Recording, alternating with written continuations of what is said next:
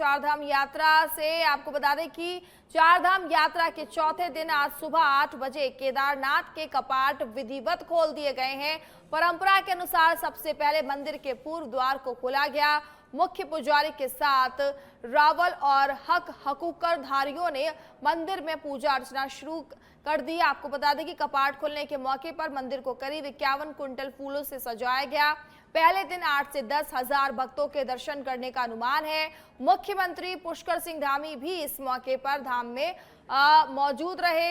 इस दौरान उन्होंने पीएम नरेंद्र मोदी के नाम पर पहली पूजा की। इस बार यात्रा में नियमों को लेकर ज्यादा सख्ती देखने को मिल रही है।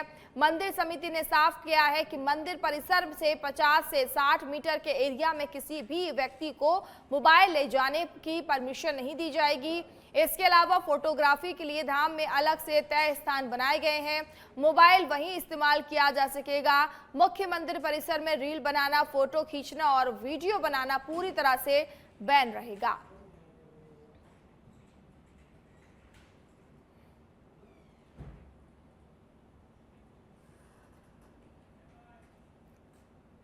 गंगोत्री धाम और यमुनोत्री धाम के कपाट खुले थे। आज विधि विधान से बाबा केदार के कपाट भी खुल गए हैं और कल भगवान बद्री विशाल के कपाट भी खुल जाएंगे।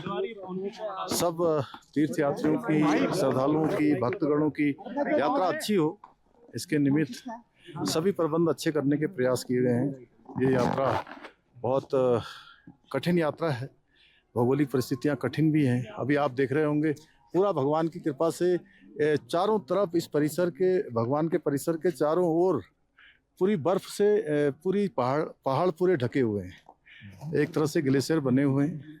भगवान की कृपा है, भगवान अपने सभी श्रद्धालुओं को आशीर्वाद देते हैं, सबकी यात्रा अच्छी हो। उसके लिए बद्री केदार मंदिर समिति ने इस बार अच्छा काम किया है कि सामान्य से सामान्य व्यक्ति का भी दर्शन अच्छे तरीके से हो जाए, कम समय में हो जाए। जो पहले लंबी लाइन यहाँ लगती थी उसको व्यवस्थित किया गया है। उससे श्रद्धालुओं की जो यात्रा का समय बहुत अधिक लगता था, लाइन में काफ़ी देर तक खड़ा रहना पड़ता था, उसमें कमी होगी। और सभी लोग स्वच्छ यात्रा को भी प्रोत्साहित करें, प्लास्टिक फ्री यात्रा को प्रोत्साहित करें, पर्यावरण को स्वच्छ रखने में अपना योगदान दें। यात्रा के जो नियम हैं उन नियमों का जरूर पालन करें। आदरणीय प्रधानमंत्री जी ने भी सभी से हरी ग्रीन यात्रा को प्रमोट करने के लिए, प्लास्टिक मुक्त यात्रा करने के लिए सबका आह्वान किया है। और साथ साथ चूँकि देवभूमि की नैसर्गिक सुंदरता है, अनेक स्थान हमारे चारों धामों के आसपास बहुत अच्छे अच्छे स्थान हैं, उन स्थानों का भी भ्रमण करें। खबर जयपुर से है, जहां मुख्यमंत्री भजन लाल शर्मा आज चूरू और जोधपुर दौरे पर रहेंगे। चूरू में आपको बता दें कि पद्म भूषण स्वर्गीय लेफ्टिनेंट जनरल सगत सिंह जी राठौड़ की मूर्ति अनावरण एवं शौर्य के साथ संकल्प दिवस कार्यक्रम में वह शिरकत करेंगे।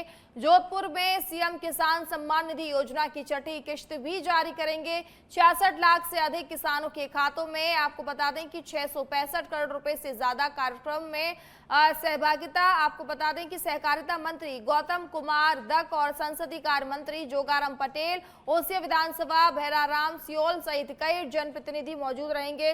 कार्यक्रम से पहले मुख्यमंत्री मांडियाई खुर्द में ओसिया में विधायक भैराराम सियोल के माता पिता की मूर्ति का अनावरण करेंगे।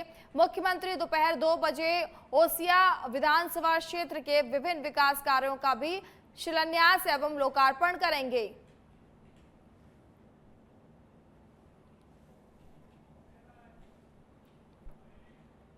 मुख्यमंत्री भजनलाल शर्मा आज ओसिया विधानसभा क्षेत्र के दौरे पर रहेंगे। उनका कार्यक्रम मांडियाई खुर्द गांव में आयोजित किया जाएगा। दोपहर 2 बजे आयोजित इस कार्यक्रम में मुख्यमंत्री विभिन्न विकास कार्यों का लोकार्पण करेंगे। साथ ही स्थानीय विधायक भैराराम सियोल के दिवंगत माता पिता की प्रतिमा का अनावरण भी मुख्यमंत्री के हाथों से किया जाएगा। कार्यक्रम को लेकर प्रशासन और भाजपा संगठन पूरी तरह से अलर्ट मोड पर है। तैयारियों का जायजा लिया जा चुका है और आयोजन को सफल बनाने के लिए सभी आवश्यक व्यवस्थाएं सुनिश्चित की गई हैं। विधानसभा क्षेत्र के मांडियाई खुर्द में कार्यक्रम है जिसे लेकर तैयारियां पूरी कर ली गई हैं और मुख्यमंत्री के दौरे को देखते हुए प्रशासन यहां पर अलर्ट मोड पर नजर आ रहा है।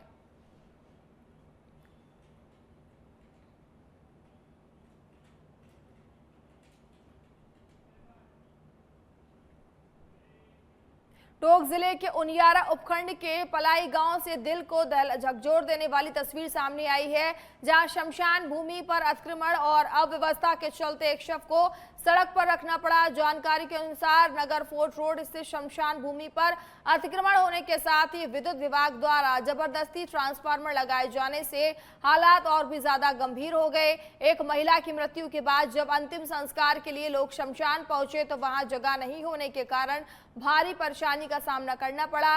स्थिति इतनी खराब थी कि अंतिम संस्कार के लिए पहले बुलडोजर चलाकर जगह बनानी पड़ी, उसके बाद ही शव को दाह संस्कार किया जा सका।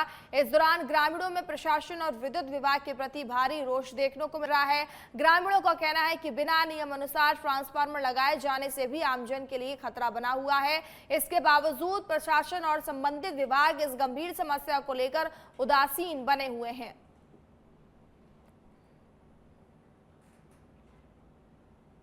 वो समाज, वो ब्राह्मण समाज का जो शमशान था उस पे ग्राम के लोगों द्वारा अतिक्रमण कर रखा है, जिससे दाह संस्कार करने में भारी परेशानी आ रही है। आज जन सहयोग से जेसीबी लगाकर मौके पर अतिक्रमण हटाया गया है और ग्राम पंचायत सचिव, सरपंच व तहसीलदार व उपखंड अधिकारी व विधायक महोदय को बार बार अवगत कराने के बाद भी समस्या का समाधान नहीं हो रहा है।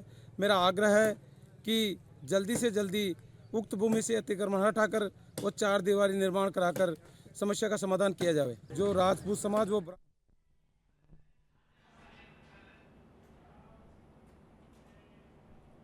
धौलपुर के सरमथुरा इलाके के भेड़ेकापुरा क्षेत्र के जंगलों में एक बार फिर भीषण आग लगने से हड़कंप मच गया है। अज्ञात कारणों से इस आग ने देखते देखते विकराल रूप ले लिया है और कई हेक्टेयर क्षेत्र में फैली वन संपदा इसकी चपेट में आ गई है। आग लगने की सूचना मिलते ही फायर ब्रिगेड की गाड़ियां मौके पर पहुंच गई। दमकल कर्मी स्थानीय ग्रामीणों के सहयोग से आग पर काबू पाने की कोशिश में जुटे हुए हैं, लेकिन तेज हवाओं के कारण आग बुझाने में भारी दिक्कतों का सामना करना पड़ रहा है।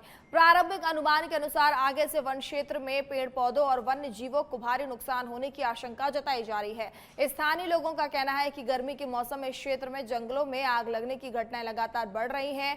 कुछ दिन पहले भी आसमान के इलाके में ऐसी ही आग की घटना सामने आई थी, जिससे वन संपदा को काफी नुकसान हुआ था। फिलहाल आग लगने के कारणों का पता नहीं चल पाया है। वन विभाग और पुलिस की टीम मौके पर मौजूद है और स्थिति पर नजर बनाए हुए है। आग पर पूरी तरह काबू पाने के बाद नुकसान का आकलन फिलहाल किया जा रहा है और कारणों की जांच की जाएगी।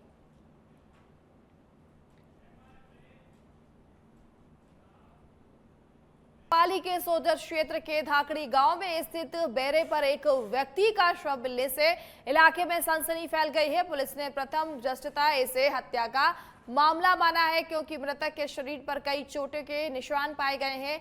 मृतक की पहचान चुन्नीलाल सिरवी उम्र 50 वर्षीय निवासी मिठानिया बैरा धाकड़ी के रूप में हुई है।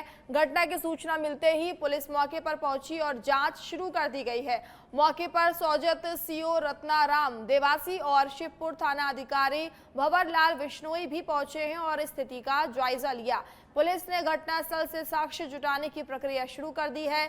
शव को कब्जे में लेकर सोजत राजकीय अस्पताल की मोर्चरी में रखवाया गया है, जहां पोस्टमार्टम के बाद आगे की जांच की जाएगी। फिलहाल पुलिस मामले की हर एंगल से जांच कर रही है और हत्या के कारणों का पता लगाने का प्रयास किया जा रहा है।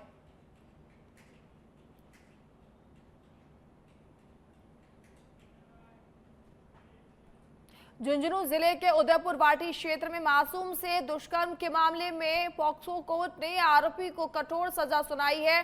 कोर्ट ने खातियावाली कुआं उदयपुर वाटी निवासी संत कुमार उर्फ पंकज सैनी को दोषी मानते हुए आजीवन कारावास की सजा दी है। साथ ही आरोपी पर 1,90,000 रुपए का जुर्माना भी लगाया गया है। प्रकरण के अनुसार 5 मई 2025 को पीड़िता की मां ने पुलिस में रिपोर्ट दर्ज कराई थी। जांच के बाद पुलिस ने आरोपी को गिरफ्तार कर पॉक्सो कोर्ट में चालान पेश किया।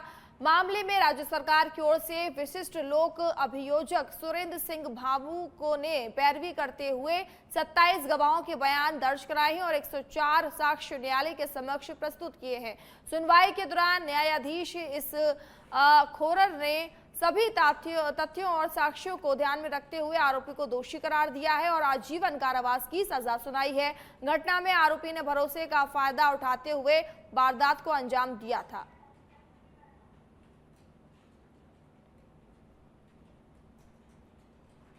अभियोजन साक्ष्य के रूप में 27 गवाह प्रेक्षित कराए गए न्यायालय में 104 दस्तावेज प्रदर्शित करवाए गए, जिन पे विवेचन करते हुए माननीय न्यायालय ने अभियुक्त संतु कुमार उर्फ पंकज सैनी को आजीवन कारावास की सजा सुनाई व 1,95,000 रुपये अर्थदंड से दंडित किया गया है।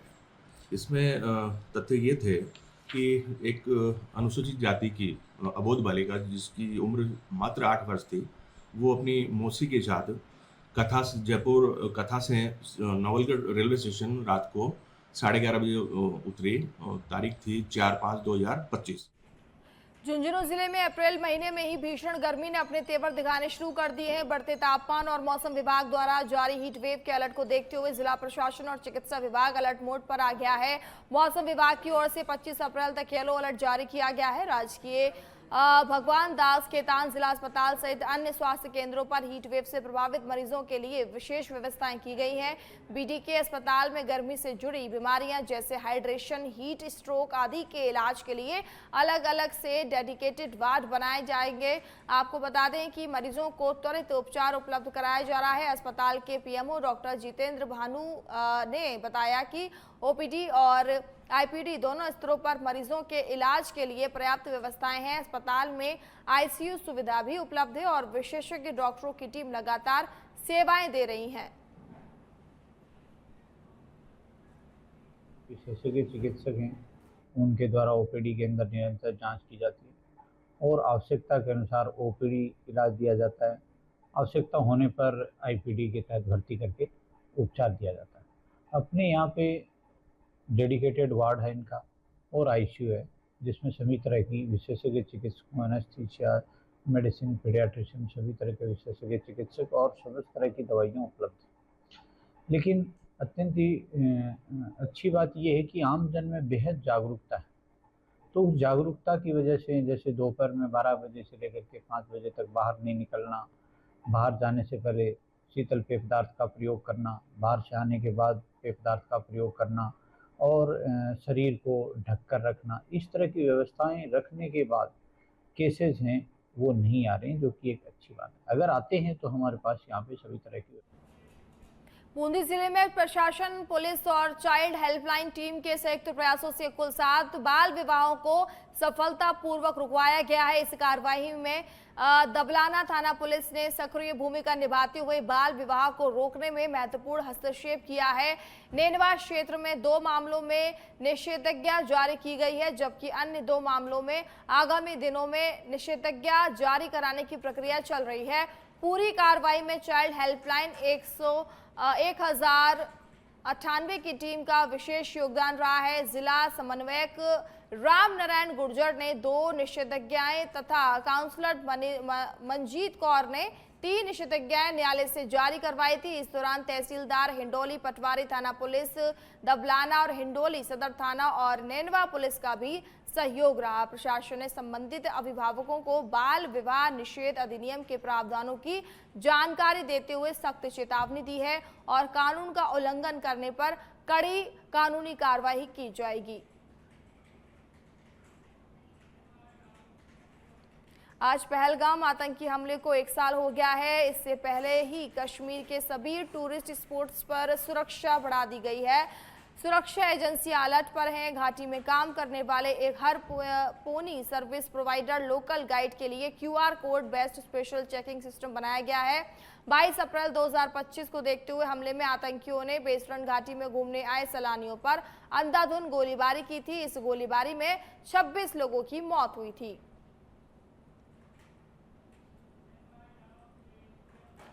देश के मैदानी इलाकों में तेज गर्मी जारी है। राजस्थान, मध्य प्रदेश, महाराष्ट्र, छत्तीसगढ़, उत्तर प्रदेश, पंजाब, हरियाणा, चंडीगढ़, ओडिशा और दिल्ली के कई इलाकों में हीटवेव का अलर्ट जारी किया गया है। मौसम विभाग ने मध्य प्रदेश के भोपाल समेत 9 जिलों में पहली बार वार्म नाइट की चेतावनी दी। मेहर जिले में कक्षा 5वीं तक के सभी स्कूलों में 30 अप्रैल तक छुट्टी घोषित कर दी गई है। उत्तर प्रदेश के ज्यादातर हिस्से तेज गर्मी और सूखे की वजह से परेशान हैं। प्रयागराज में पारा 44.6 सेल्सियस पहुंच गया है। प्रदेश के 26 जिलों का तापमान 40 सेल्सियस से ज्यादा रहा। मौसम विभाग ने मंगलवार को 26 जिलों में हीट वेव का अलर्ट भी जारी किया है। आपको बता दें कि छत्तीसगढ़ के बिलासपुर में तापमान 43.8 सेल्सियस दर्ज किया गया है। ये रेलवे स्टेशन के प्लेटफॉर्म नंबर 1 पर मिस्टिंग सिस्टम के तहत ठंडी फुहारें भी यहां छोड़ी गई हैं। बिहार के पटना समेत 8 जिलों का तापमान आपको बता दें कि 42 डिग्री दर्ज किया गया है।